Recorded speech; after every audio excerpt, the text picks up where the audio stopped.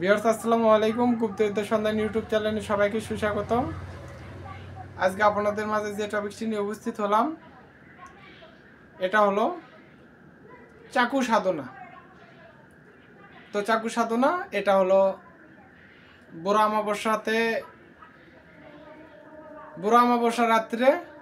বুড়া অমাবস্যায়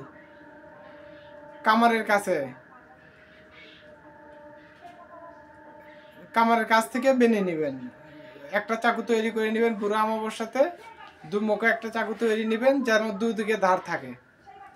তো চাকুটা নেওয়ার পর ওটা তো তৈরি করে নিয়ে আসলেন, নিয়ে আসার পর দুধের চোপড়ায় রাখবেন। রাখার পর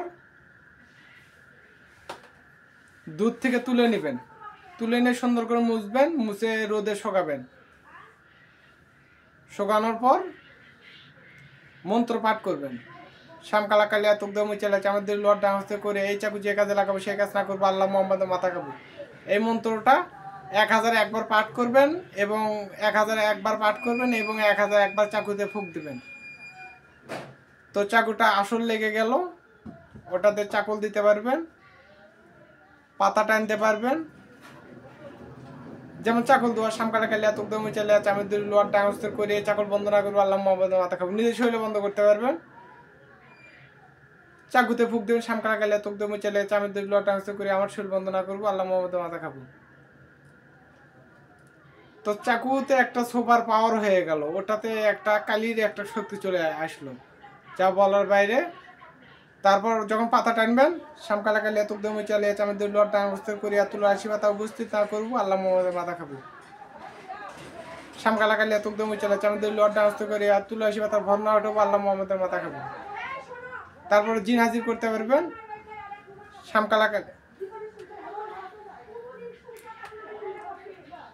শ্যামকালা কালিয়া তুকদম চালিয়ে আমাদের লোয়ার ডাঙস্ত করে মুখে দুশো উপস্থিত না করবো, আল্লাহ মোহাম্মদের মাথা খাবো। শ্যামকালা কালিয়া তুকদম চালিয়ে আমাদের লোয়ার ডাঙস্ত করে মুখে দুশো মুক্ত না করবো, আল্লাহ মোহাম্মদের মাথা খাবো।